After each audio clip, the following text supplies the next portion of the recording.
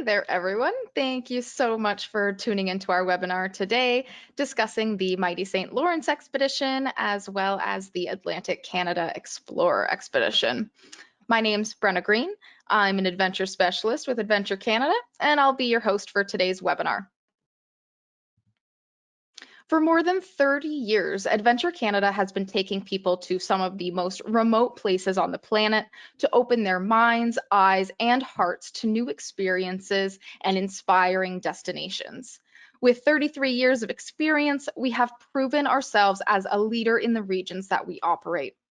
The Adventure Canada experience is about dramatic landscapes, rarely visited places, wildlife viewing, and engaging with top-notch resource staff and like-minded travelers. We're working towards a positive future for our planet. We're undertaking a number of initiatives to leave the places we touch and the world a better place. We're reimagining business practices that aren't business as usual. Instead, we're looking at innovative ways that we can run our operation, support our partners, appreciate the natural world, and value people. The Sustainable Development Goals are the blueprint to achieve a better and more sustainable future for all. They address the global challenges that we face, including those related to poverty, inequality, climate change, environmental degradation, peace, and justice. We've narrowed down our focus to 9 of the 17 development goals, and this visual showcases just a few of the places and ways we're working hard to support the UN goals. We believe that we make a difference, and our guests make a difference when they choose to travel with us. From the heart of Atlantic Canada to the wild coasts of Greenland to the history-rich waters of the Northwest Passage, Adventure Canada cultivates connection and community wherever we go. Now, of course, we know that COVID-19 is on the top of everyone's minds these days. As leaders in the expedition travel industry, Adventure Canada takes very seriously the ongoing health and safety concerns of all of our guests, staff, and crew during the global COVID-19 pandemic. With less than 200 guests on board our ship, health and safety tactics like pre-boarding testing, social distancing, health monitoring, and if necessary, infection isolation can all be effectively managed. As we approach the 2022 season, we are closely monitoring the situation and will make changes to and further develop these protocols in consultation with the World Health Organization, as well as the Association of Arctic Expedition Cruise Operators. Additionally, we work very closely with the communities that we visit on our trips in order to keep them safe and respect their wishes. Now, in recognition of the current environment, Adventure Canada has adjusted the cancellation terms for enhanced flexibility. I encourage you to check out our website, speak to your travel agent, or give us a call to learn more about the flexible booking policy. Our 2022 season will kickstart with 4 East Coast itineraries: the Mighty St. Lawrence, Newfoundland Circumnavigation, Atlantic Canada Explorer, and then we'll do the Newfoundland Circumnavigation again. It is possible to combine some of these trips if you wish to, but for today's webinar, we're just going to be discussing the St. Lawrence and the Atlantic Canada itineraries. Do stay tuned. We will have a Newfoundland circumnavigation webinar coming out that you'll be able to tune into in the coming weeks. But it is possible to combine these 3 expeditions, and I will talk about that a bit more later on in the presentation. All right, so let's take a look at the map first of all. So not everyone is familiar with an expedition route map. So this whole route here is done by ship. And the thing about expeditions is that all of your daily excursions are included. There's no picking and paying and then going off with a third party tour operator for your excursions. All of your excursions are still included. There's no picking and paying. You still get to pick, of course, but they are all included. We have a full program that's included with included options at every single landing that we have. On some days, there will be an option to purchase additional enhancements, such as like riding a bike for the day or kayaking or a specialized activity at a given location. But every single day, you will have included options to choose from. Now, the dots on the map, these do not indicate the only stops or excursions we'll have. Sometimes people are misled by the dots on the map. These actually indicate the regions that we'll be exploring and the regions that we're learning about on these itineraries. An expedition is really education and exploration based rather than leisure. Now, of course, there's still leisure involved. Don't worry, it's still a vacation after all. But it really is about educating yourself on the region that we're traveling through.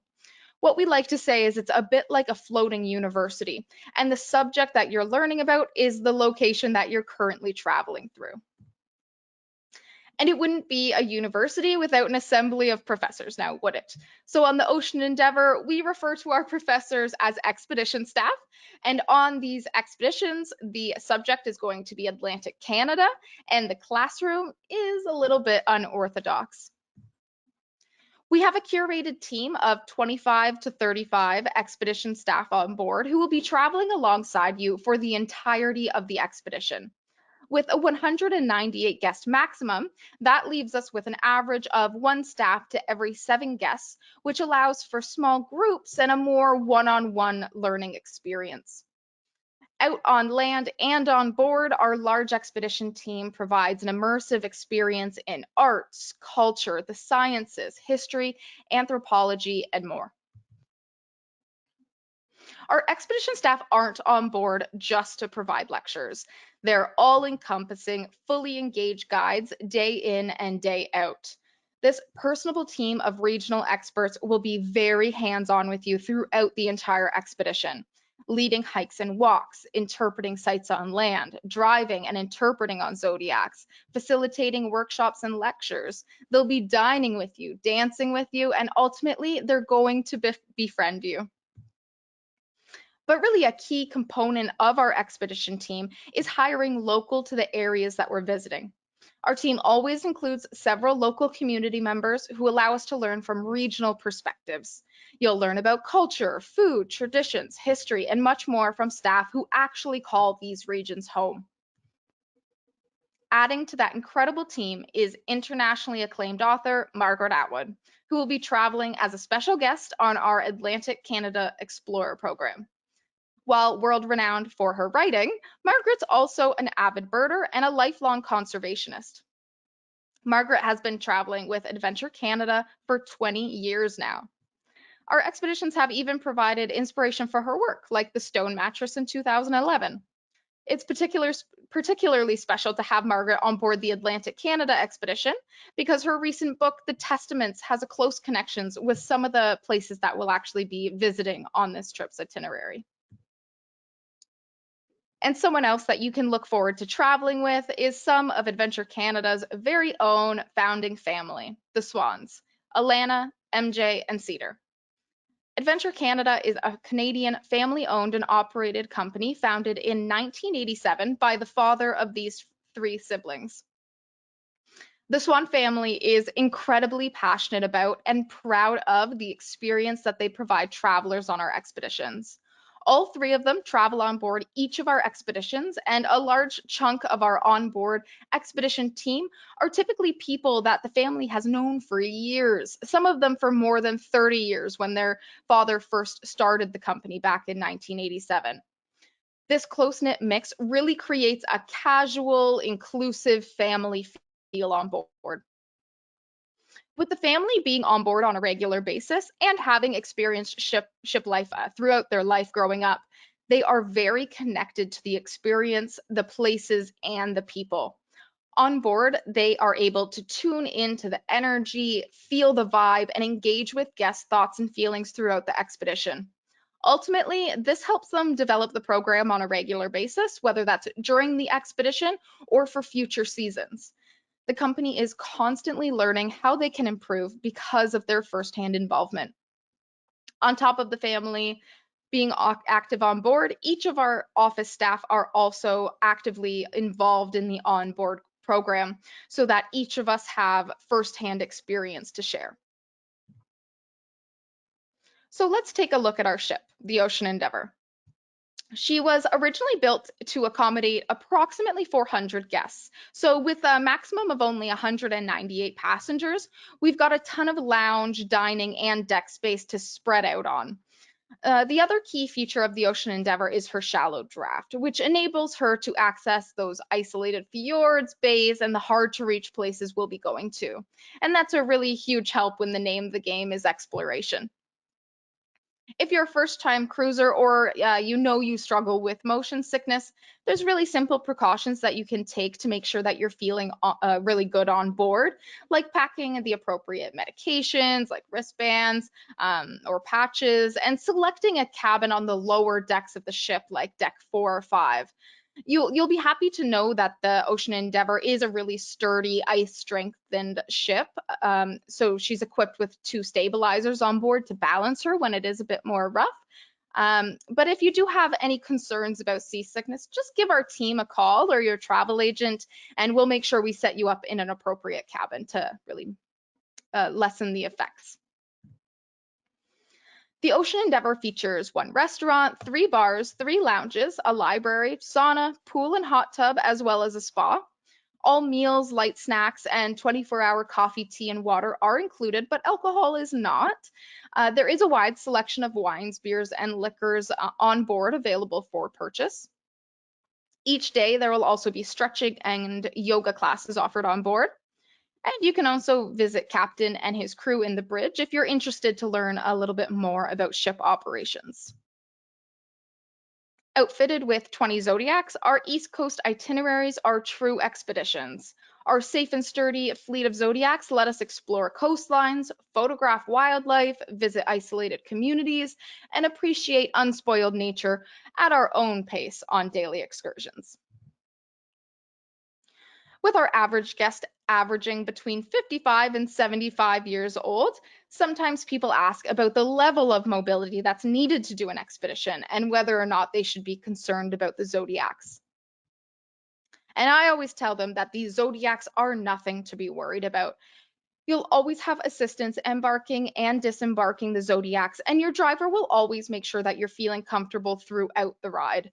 If you do need some additional assistance on the actual excursions on land, we offer complimentary walking sticks to take out for that little bit of extra stability, and we are able to accommodate walkers and canes. If you're still not 100% sure whether or not Zodiacs are right for you and your mobility level or what they entail, I highly encourage you to check out the Adventure Canada YouTube channel and watch the video that's titled Zodiac Safety.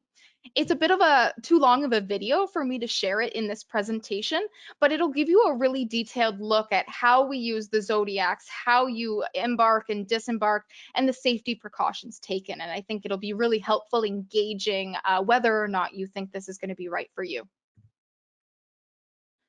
On board, each day's program will include a briefing for upcoming plans, shore excursions, and landings. So the expedition leader will explain to guests in detail each activity available and the mobility and activity level that's required for each of those, which enables you to make an informed decision and choose the excursion that best suits your interests and your needs. You really choose your level of activity and engagement each day. Expedition landings are one of 3 types of excursions that will be offered throughout the itinerary. On landings, we learn in various ways about just a ton of regional and location specific information from the expedition team. We cater to different mobility levels and topics of interest wherever possible, and we'll break into smaller groups in order to do so. So this might mean one small group going off on a strenuous 3-hour hike on steep terrain, another group on a medium 1 or 2 hour hike with moderate terrain, while another explores the area in and around the landing site, keeping to more level terrain and shorter distances. In addition to hiking, there are also themed walks offered, such as photography, botany, or geology, for example, where a small group will go out with an expedition staff member who's an expert in that particular topic. There's also often interpretation sites for important landmarks or points of interest where an expedition team member will be stationed, and you can visit them and learn more about them at that site. On landings, you are able to move at your own pace and explore independently if you prefer not to join one of the small group excursions, whether that's exploring the landing site, finding a good spot to sit and read or paint, or checking out some of the cafes or shops. That's perfectly okay too. When you're ready to head back to the ship, the Zodiacs are standing by. Now, our second excursion type is community visits. So we'll use our Zodiacs to access really remote communities, some that have absolutely no road access.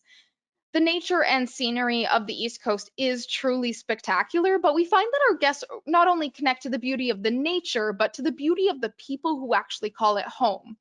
Both East Coast itineraries offer the opportunity to not only learn about the culture, but actually experience the culture.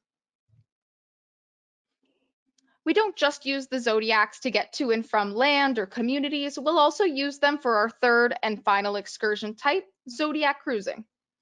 This is a really brilliant way to get up and close with nature, to explore and learn in really hard to reach places, the places that we can't get to with our ship or by land. There's a lot of areas along the coast that can't be accessed any other way other than by zodiac.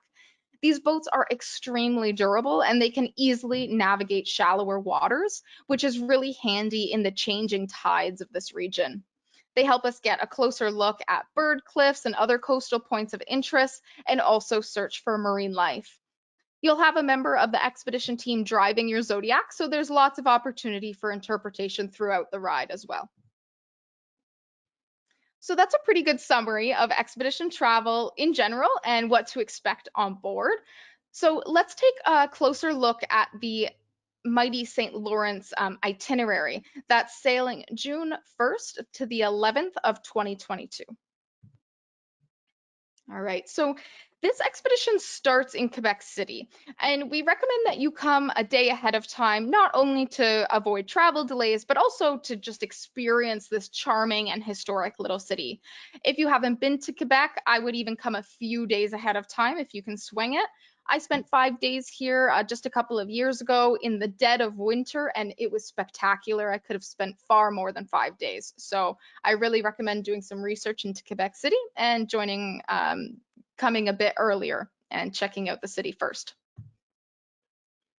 So from Quebec City, we'll take a 3-hour coach ride to Tadoussac, the maritime junction of the St. Lawrence River and the Saguenay Fjord.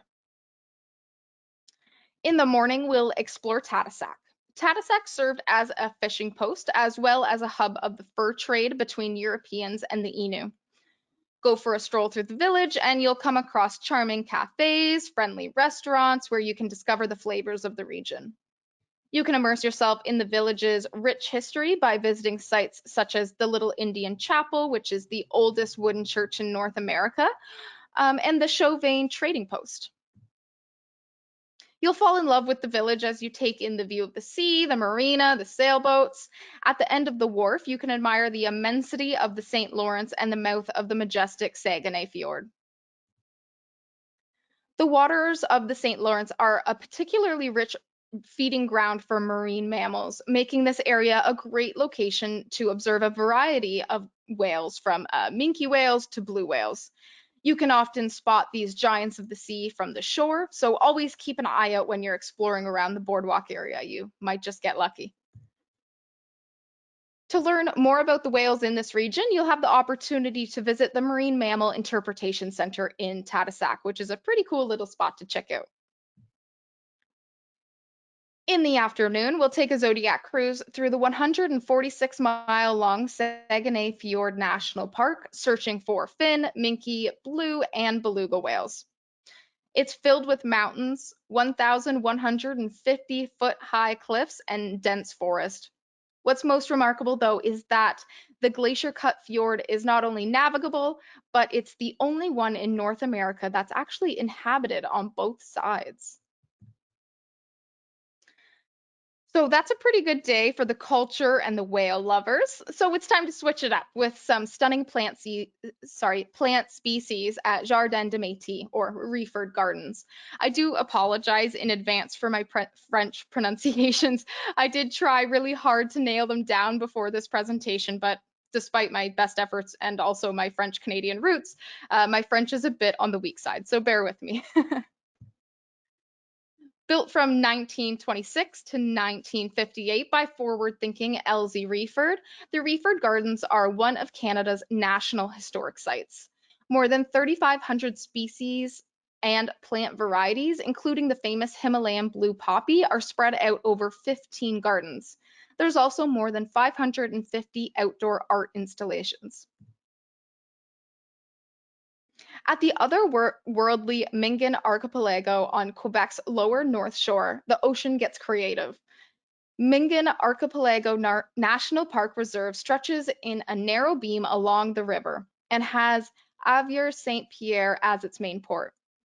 There are 40 islands in the archipelago that some are visitable and some are sanctuaries for birds and aquatic mammals, including puffins and eiders, and a menagerie of harp, harbor, and gray seal.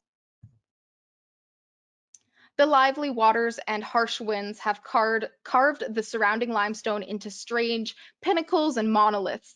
You'll revel in the surreal shapes as our expedition team's geologists guide you around them and explain a bit more about them. We'll have some folks from Parks Canada meet us at the docks, and the staff will continue to join us for the day to add to the interpretation and guiding around the national park. We'll visit another national park the following day, still hitting on the theme of geology, but this time at Forillon National Park, located at the outer tip of the Gaspé Peninsula of Quebec. The park was once a thriving fishing community of immigrants from the Channel Islands and Acadians until in 1970, a badly handled expropriation caused over 200 people to lose their homes. In their sad wake, Quebec's first national park was created. Over the years since then, the wildlife population has increased, and it now includes nesting colonies of seabirds, raptors galore, great horned owls, northern harriers, peregrine falcons, kestrels, bald eagles, rough-legged hawks and ospreys, whales and seals, and woodland species such as red fox, black bear, moose, lynx, mink, coyote, woodchuck, porcupine, snowshoe hare, beaver, and ermine. It's a lot of animals. There's really great fortune in choosing to sail down the St. Lawrence rather than driving the shores, like the many dramatic caps and cliffs that can be witnessed in full view. The ship's railings are often lined up with passengers as we sail by the cinematic cliffs of Forillon National Park. Once we've arrived by Zodiac through Gaspé Bay, we'll offer a variety of hikes and walks throughout the surrounding park. For example, some hikes could include visits to Grande Grave National Heritage Site or the lighthouse at Cap Gaspé. From Gaspé Town, the ship continues around the fingertip of the Gaspé Peninsula, where we'll visit Bonaventure Island and Percé Rock Migratory Bird Sanctuary, which were established in 1919 to protect a nesting site for seabirds, in particular the northern gannet.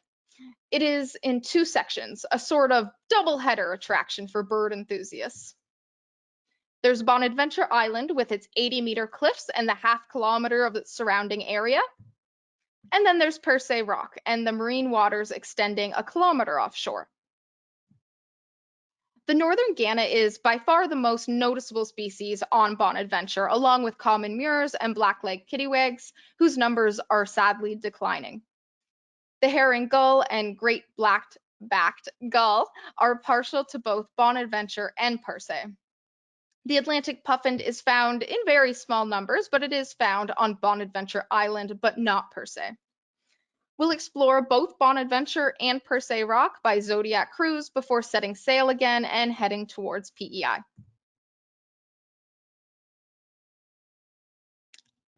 In Prince Edward Island, we will dock in the charming city of Summerside, the second largest city on the island, about a 45-minute drive from Charlottetown.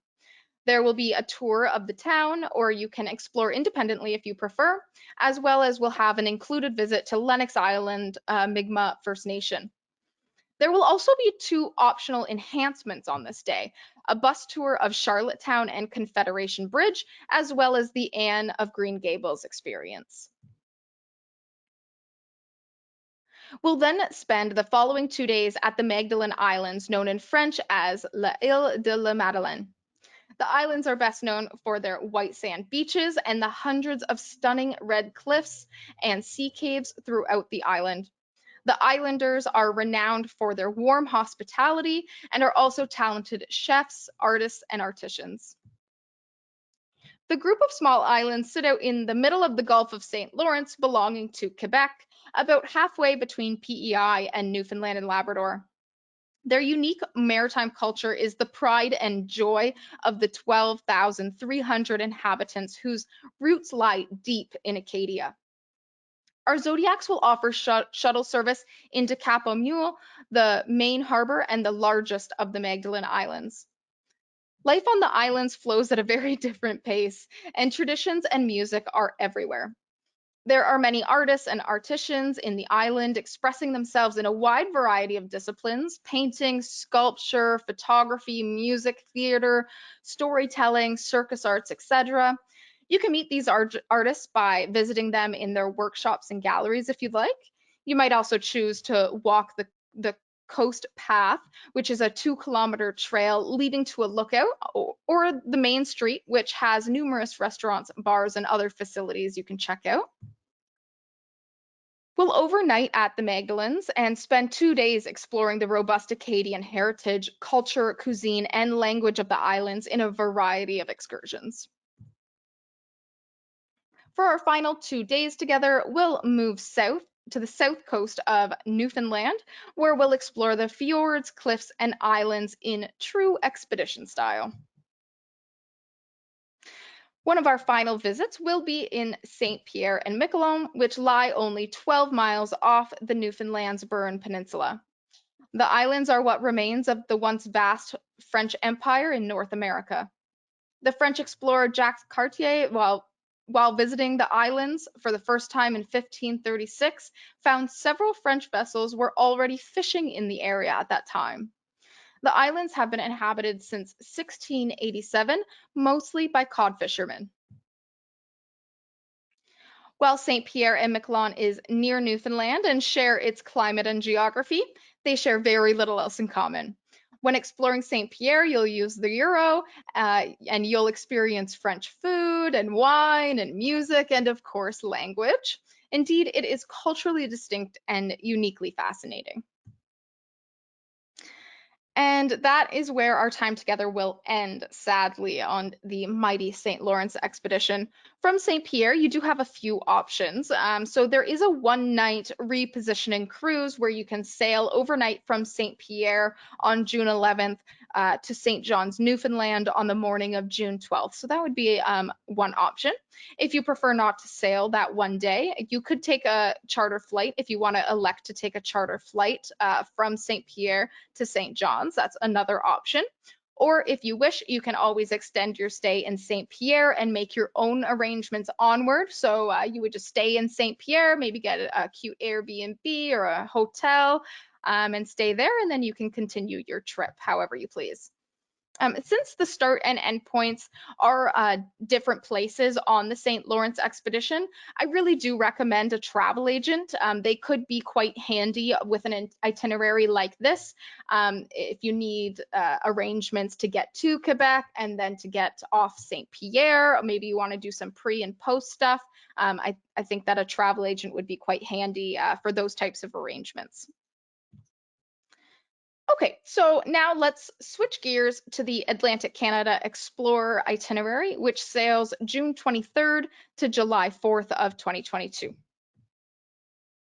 So this expedition starts and ends in St. John's, Newfoundland. So a nice, easy round trip flight to and from St. John's International Airport. I do highly recommend that you spend some time in St. John's either before or after the expedition. It is a really charming place and it'll be time well spent. From St. John's, we kickstart this expedition with what I believe to be the biggest highlight. I think many people would agree with me, and that is 2 days on the hard to reach Atlantic gem of Sable Island. Sable Island, literally meaning island of sand, is a 42-kilometer long national park reserve that's located 290 kilometers offshore from Halifax.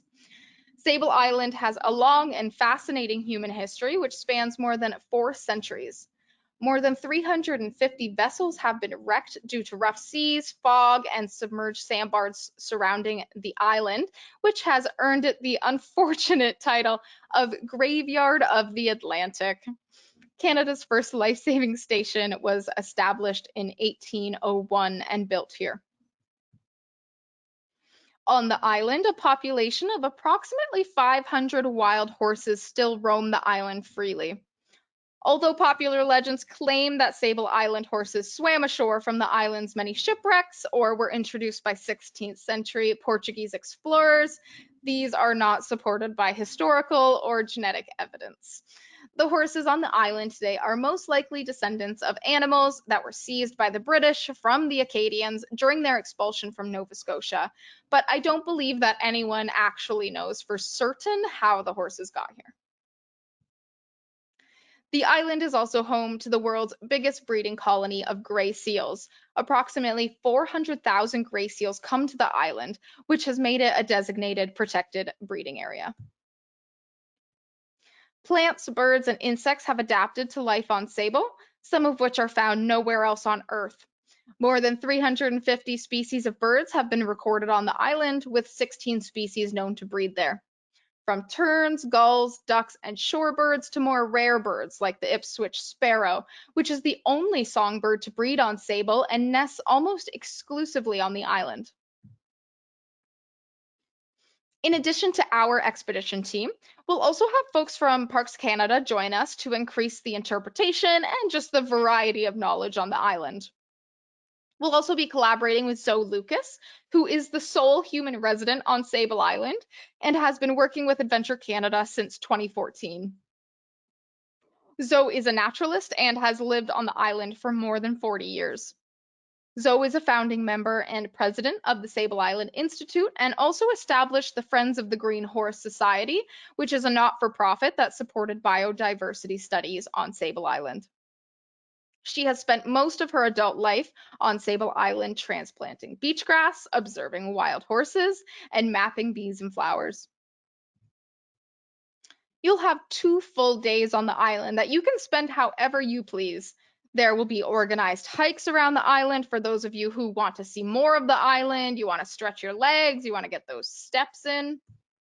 But there will also be themed walking groups led by expedition staff. So, for example, the photographer may lead a photography walk to help folks take those stunning horse photos that everyone comes here for.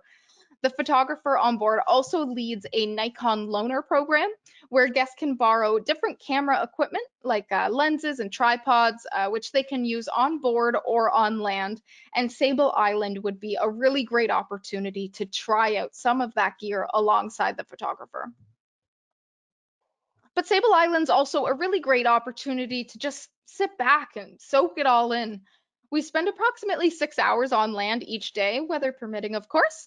So you may choose to spend some of that time on the beach with a good book or sit in the grass amongst the horses and just enjoy the ocean view. Sable Island's a huge bucket list destination for some people. Some people have wanted to go to Sable their entire lives, particularly those who are interested in photographing the horses and the seals. So everyone does it a little bit differently, and we try to keep our days here really flexible to work with the weather, but also to allow everyone to spend their time here as they wish. So after our 2 days spent on Sable Island, we'll begin our transit through the Gully Marine Protected Area, which is located approximately 200 kilometers off Nova Scotia to the east of Sable Island on the edge of the Scotian Shelf. Over 65 kilometers long and 15 kilometers wide, the gully is the largest underwater canyon in the western North Atlantic. Its ecosystem provides habitat for a wide diversity of species from tiny little plankton to sharks, tunas, swordfish, and seabirds to crabs, sea pens, brittle stars, and approximately 30 species of cold water corals. It is also home to the endangered Scotian shelf population of northern bottlenose whales and is an important habitat for 15 other species of whales and dolphins. Special permission is needed to visit this ecozone, and we're lucky enough to travel this important area with researchers who will be actively researching the area while we're transiting through it. They're there to observe and study the gully and its marine life. Some of the gully conservation objectives are to minimize the harmful impacts from human activities, to minimize the disturbance of seafloor habitat and associated communities caused by human activity, maintain and monitor the quality of the water and sediments of the gully, and of course, manage human activities to minimize the impacts. Guests will have the unique opportunity to participate in citizen science opportunities with these researchers on board. So next we move just east of Sydney to explore the Fortress of Louisbourg, a National Historic Site that transports you back to the French colonial life between 1713 and 1758, when the French and English crowns fought for control of the New World. The fortress is the largest historical reconstruction in North America and offers an incredible window into all aspects of life as lived by some of the first European settlers. Approximately 1/4 of the historic town has been reconstructed. In addition to massive fortifications, over 65 buildings have been rebuilt. When you step through Louisbourg's fortress walls, it's like a complete time warp back to the 1700s. You can chat with a fisherman, sailors, or a servant, all of which will completely remain in character for you, and they'll act as if it is truly the 1700s. You can sip rum and participate in lace making, play 300-year-old games, or sit by an open fire. You can watch reenactments of marching soldiers, dances, and cannon launches. And you can also walk through the reconstructed town, the Mi'kmaq Interpretive Center, or you can stretch your legs on some of the hiking trails if you prefer. From Louisbourg, we'll sail towards Cape Breton, firstly in search of the Bird Islands, which are an official bird sanctuary located 1 mile off Cape Dauphin and home to a great number of seabirds each year. They host the largest colony of great cormorants in North America, along with many other species, including Atlantic puffins, razorbills, black guillemots, double-breasted cormorants, black-legged kittiwags, herring gulls, blue herons, and bald eagles.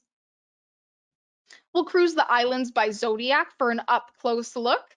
And when you're not busy viewing the birds, you'll be just captivated by the stunning coastline surrounding you, the scenery, and if we're lucky, maybe we'll see a whale or two while we're out here.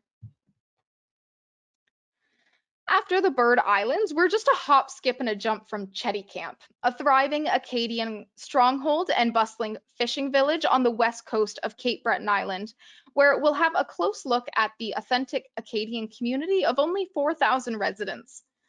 You'll often hear the lively sounds of Acadian being spoken by the locals, and in the restaurants, you can sample some typical Acadian food.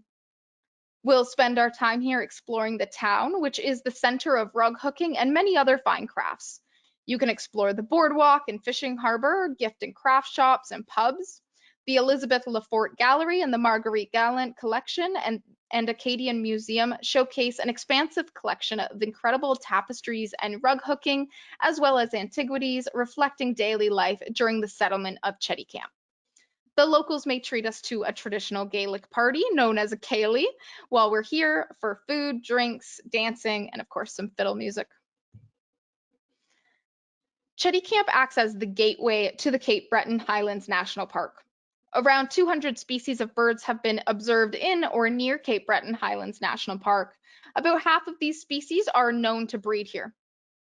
Others use the park as a stopover during their annual migrations in the spring and fall, while a number overwinter here, especially seabirds. A few species of birds which were introduced to North America, such as the European starling and the rock dove, have spread to Cape Breton.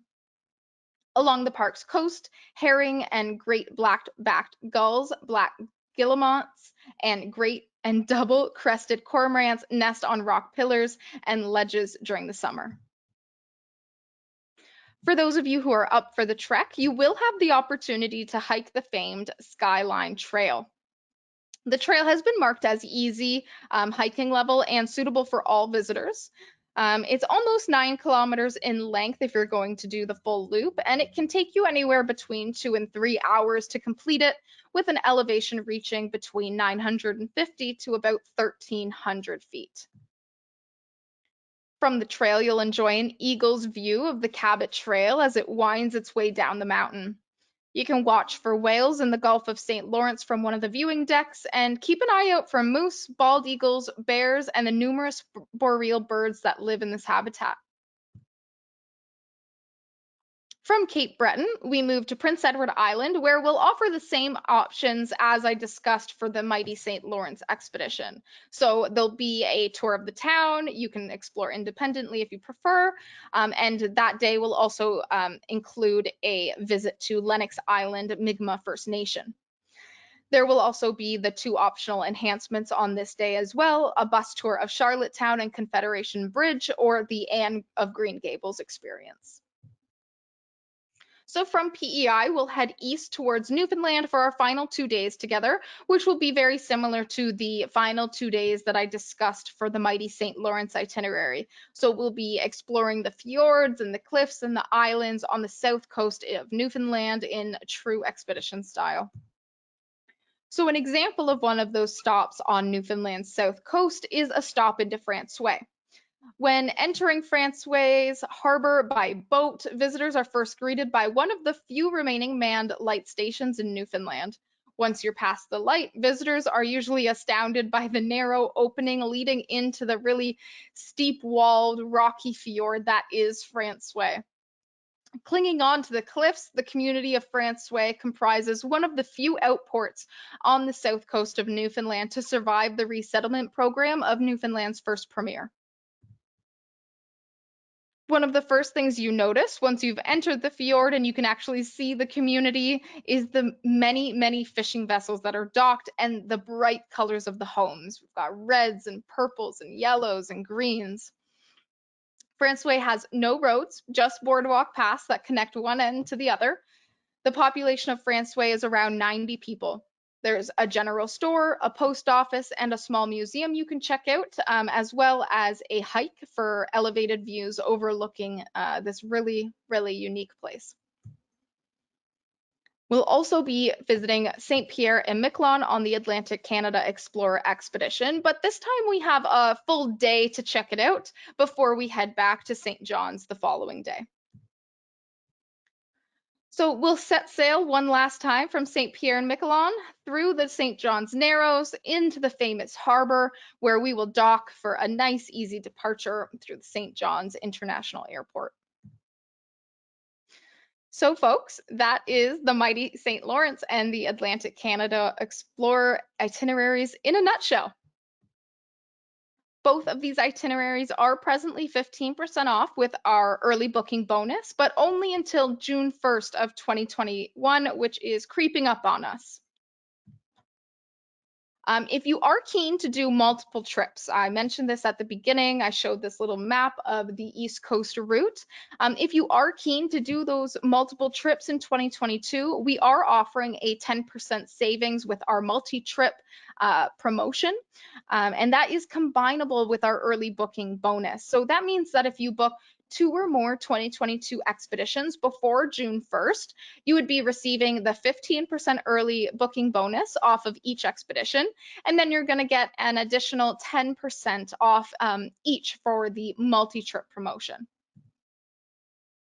For any past travelers here in the room, you would receive your League of Adventures loyalty discount on top of this. League of Adventures is our loyalty program that entitles past travelers to a 5 to 10% discount on future expeditions with us. And not to worry, solo travelers, we didn't forget about you. You'll be happy to know that we have a limited number of private cabins with free single supplements still available on the Mighty St. Lawrence expedition, which means that you can take advantage of all these discounts and get a private cabin to yourself as a solo traveler. So I really don't expect you to be able to calculate all those discounts on your own. That's my job. So if you would like to look into this a bit further, maybe you want to receive a detailed quote to consider, please do contact your travel agent if you have one. If you don't, it's something to consider looking into. It would be a really great support to the travel industry. But if you prefer to come direct, we're happy to have you. Please give our team of adventure specialists an email or a call. As I mentioned earlier, we have all traveled on these expeditions, so we have tons of onboard experience, and we're more than happy to share those experiences with you and tell you a few stories if you'll listen to us. So make sure that you do write down the contact information. You can email us at info@adventurecanada.com or give us a call at 1-800-363-7566. If you do have the time, we would also really appreciate if you are someone who uses social media, if you could get on Facebook, Instagram, and interact with us, or if you are a past traveler, if you are able to review us on TripAdvisor. It's a really great support for us right now during this time of no travel, and we would really appreciate that. So thank you so much.